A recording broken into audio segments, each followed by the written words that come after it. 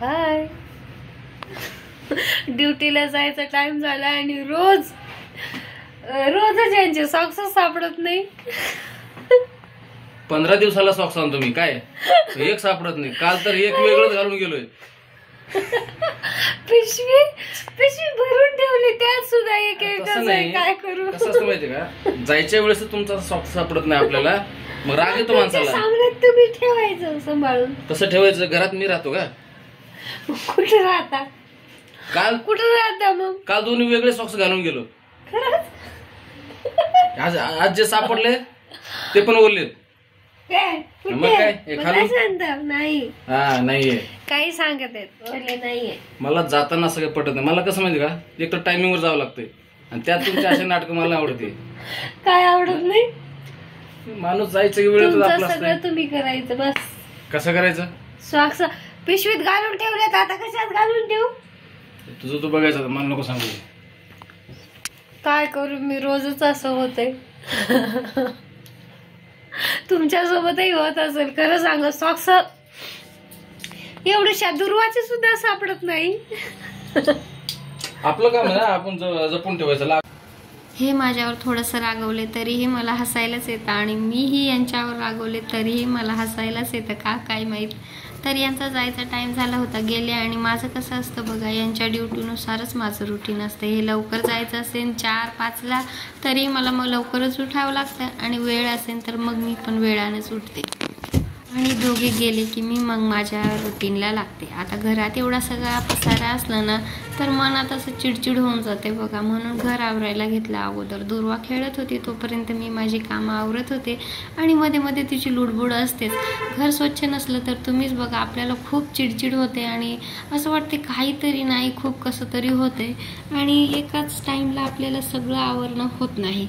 कुठली ना कुठली रूम ही राहूनच जाते आणि वरून एखाद्या कामाचं टेन्शन कमी असेल तर आपली दुसरी कामं होऊन जातात. पण दुसरी सगळी म्हणजे किचनची कामं, सकाळी उठल्या उठल्या स्वयंपाक करा, सगळं करा, मग तिथली भांडी ते बघून ते आवरा आणि एवढी चिडचिड होऊन जाते. दुसरं काही काम करायची इच्छाच राहत नाही आणि ते सगळं बघूनही आपल्याला चिडचिड होते. मग आपल्याकडे एकच ऑप्शन उरतं की सगळं पटापटा आवरायचं.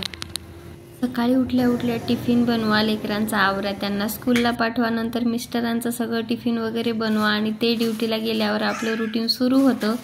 कितीही साफसफाई केली आपण तरीही आपल्याला दुसऱ्या दिवशी हेच करावं लागतं आणि हेच करायला लागतं. मुलं एवढा पसारा करून ठेवतात आणि त्यांचे पप्पाही काही कमी नाही, तेही खूप पसारा करतात. म्हणून सगळं रोजच आवरायचं आणि सगळं रोजच विस्कटायचं, हा त्यांचा रुटीन आहे. आणि माझं त्यांचं सगळं आवरून ठेवायचं आणि पसारा करायला 7-8 हात असतात आणि आवरायला 2च.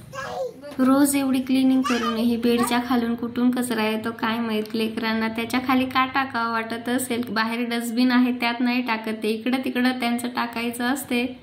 आणि बेडवरती ना मी गोधडीच टाकत असते, कारण की दुर्वाचा कधी मला वाटते बेडशीटमध्ये कसं गोळा होते आणि पाय वगैरे अडकून पडल, म्हणून मला तरी गोधडी आवडते. गावाकडून असल्यामुळे का काय माहीत मला ते आवडते.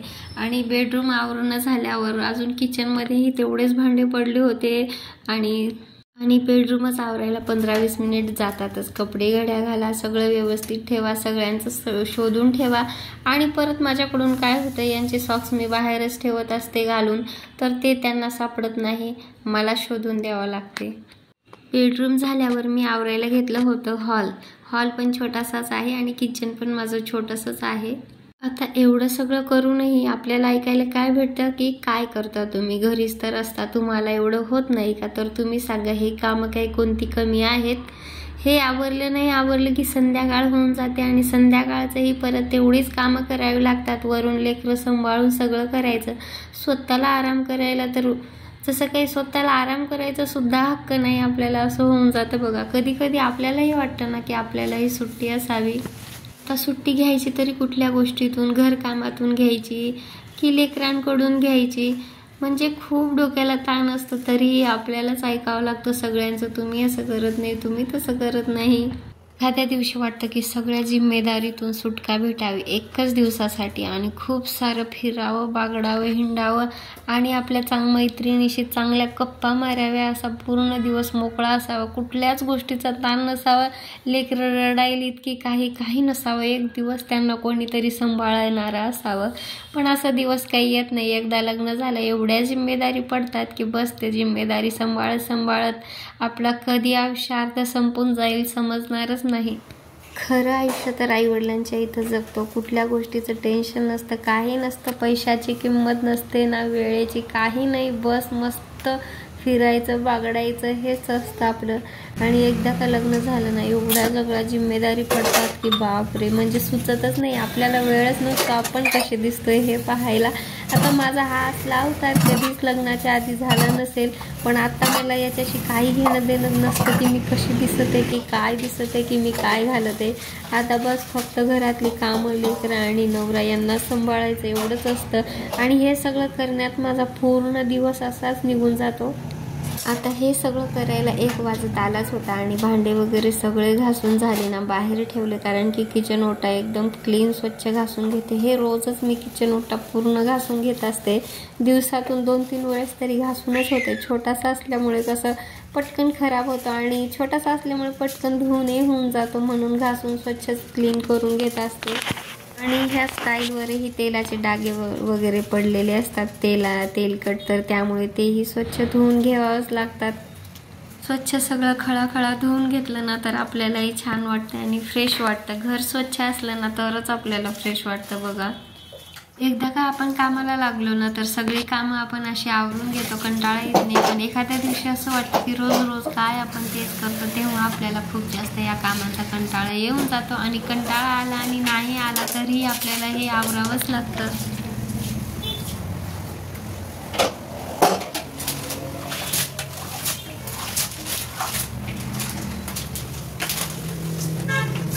तर किचन ओटा पूर्ण साफ झाला होता आणि आता माझा टाइम होता बघा. मला लक्षात नव्हतं, आंघोळच केली नव्हती मी. हे गेले होते सकाळी तर माझं निवांत असतं. मग पाणी ठेवल्यानंतर मी फरशी वगैरे पुसून घेतली आणि 3 रूमा पुसायच्या होत्या, हॉल, बेडरूम, किचन. आणि दुर्वा वगैरे काही सांडतात ना तर पुसायला मग जास्तच वेळ लागतो, त्याला डबलही पुसून घ्यावं लागतं. कधी खाली सगळे चिकट डाग वगैरे असतात, म्हणून जरासं दाबून जोर लावूनच पुसत असते मी. पण हॉल, बेडरूम, किचन हे सगळं पुसून झालं होतं आणि बाहेरची गॅलरीसुद्धा माझी झाली होती. आणि आता वेळ होती माझी आंघोळ करायची. आणि खरं सांगू ताईंनी स्वयंपाकही बनवला नव्हता माझ्यासाठी, दोघांना, माही आणि तिच्या पप्पासाठी झाला होता, माझंच राहिला होता. मग नंतर मी आंघोळ करून स्वतःसाठी बनवलं होतं जेवण, चपाती, बेसन पीठ आणि थोडंसं लोणचं वगैरे. तर खूप मस्त जेवण झालं होतं माझं. पण ब्लॉग आवडला. कुठून आणली तू किचन ओट्यावरून? किती बद्दू आहे तू. नीट खा तसं हळूहळू खा. इथं बस माझ्याजवळ, मी खाऊ घालतो. चल.